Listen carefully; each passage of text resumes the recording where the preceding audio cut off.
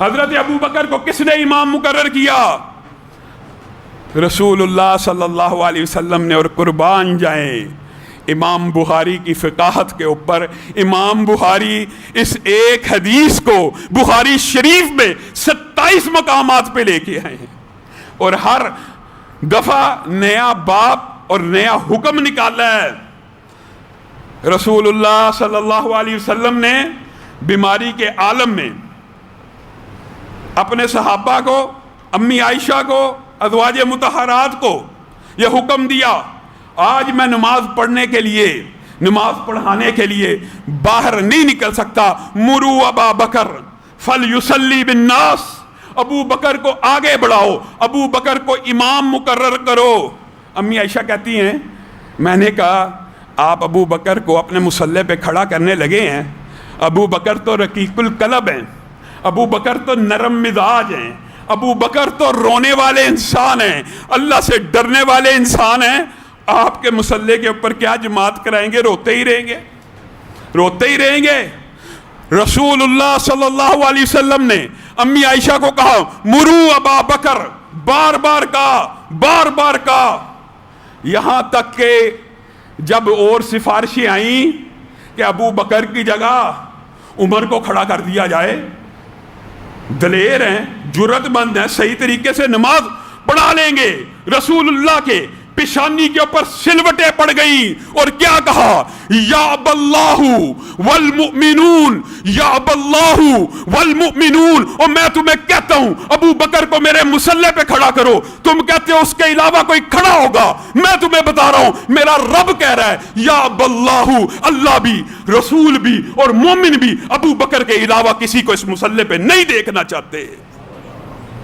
اٹھائیے یا اب اللہ والمؤمنون، بخاری شریف حدیث کی ساری کتابوں میں یہ حدیث موجود ہے، اللہ بھی ابو بکر کے علاوہ کسی کو نبی کے مصلی پہ کھڑا ہونے نہیں دے گا، اللہ بھی۔ اور تمہاری کس قسم کی دشمنی ہے؟ تم کہانیاں بناتے، اور تم نے بنائی کہ رسول اللہ چلے گئے تھے، بعد میں ابو بکر امیر بن گئے تھے، یہ کہانیاں تم نے بنائی، لیکن آؤ دلائل کی دنیا میں اپنی کتابوں کی روشنی میں رسول اللہ زندہ ہیں، اور ابو بکر نے 17 نمازیں تمہاری کتابوں میں بھی موجود ہے، ہماری کتابوں میں بھی موجود ہے، پڑھائیں، کس نے بنایا امام؟ تم کہتے ہو بعد میں بن گئے تھے، سقیفہ بنی سعدہ میں ہو گیا تھا، کہانیاں بنائی بھی، معاذ اللہ، سارے صحابہ نبی کریم صلی اللہ علیہ وسلم کے بعد معاذ اللہ ثم معاذ اللہ بے ایمان ہو گئے تھے، تم کائنات کے سب سے بڑے بے ایمان ہو۔ تم نے کہا صحابہ مرتد ہو گئے تھے، تم مرتد ہو گئے ہو، کیونکہ یہ اللہ کی بھی سنت ہے کہ جو بندہ کسی صحابی کے بارے میں جو بکواس کرے وہ بکواس اس کی طرف پلٹا دی جائے گی۔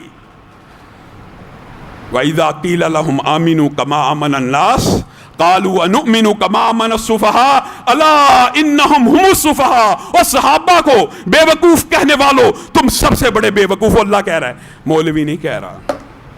انما نحن مستہزئون، صحابہ کا ٹھٹھا اڑانے والوں، اللہ یستہزئ بہم، اللہ کہہ رہا ہے میں تمہارا کل قیامت کے دن ایسا ٹھٹھا اڑاؤں گا کہ مومنوں کے دل ٹھنڈے ہو جائیں گے۔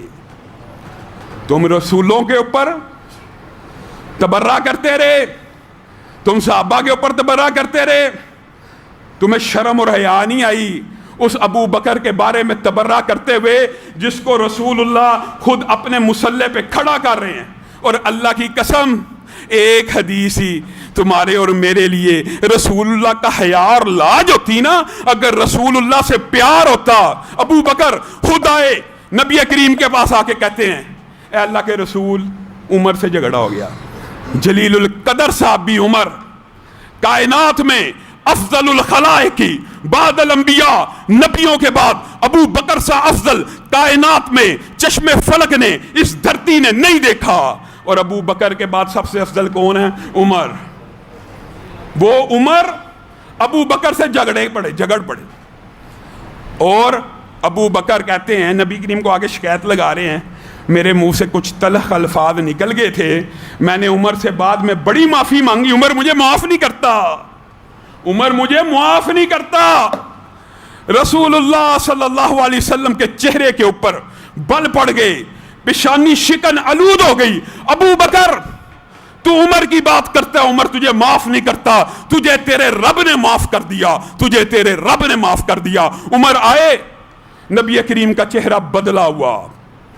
अबू बकर घबरा गए, कहा अल्लाह के रसूल, अल्लाह की कसम मेरी गलती थी, अल्लाह की कसम मेरी गलती थी, उमर को कुछ मत कहिए। लेकिन रसूलुल्लाह ने अबू बकर का दिफा किया और चंद अल्फाज कहे, अगर तुमने यही अल्फाज सुन लिए होते, तुम्हारे में जर्रा बराबर भी रसूल की हया शर्म होती, तुम इस तरह की बकवास मत करते। रसूलुल्लाह ने कहा, ओ कुरैशियो, ओ अंसारियो, जिस वक्त हर बंदा मुझे झुटला रहा था, अबू बकर मेरी तस्दीक कर रहा था। जिस वक्त तुमने अपने मालों को मेरे लिए रोका हुआ था, अबू बकर मेरे पे खर्च किया करता था।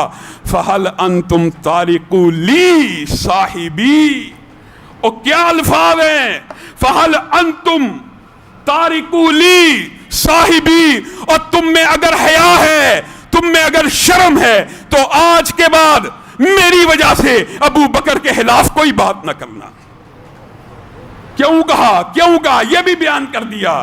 कहा उम्मत के मेरे ऊपर जितने एहसानात थे, होता तो नबी का एहसान है उम्मत के ऊपर, एहसान तो नबी का है कि इस्लाम को कबूल किया, जन्नत का रास्ता दिखाया, कपड़े पहनाए, महरम का रिश्ता बतला दिया, माँ बहन बेटी की तमीज बतला दी, ये एहसान नबी का कि उम्मतियों का।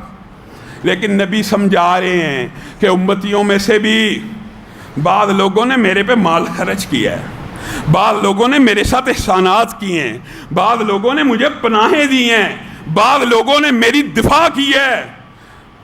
ये बात समझाते हुए क्या कह रहे हैं कि मैंने उम्मत के अंदर हर शख्स के एहसानात का बदला चुका दिया, लेकिन एक बाकी है जिसके एहसान का बदला मैं नहीं चुका सकता।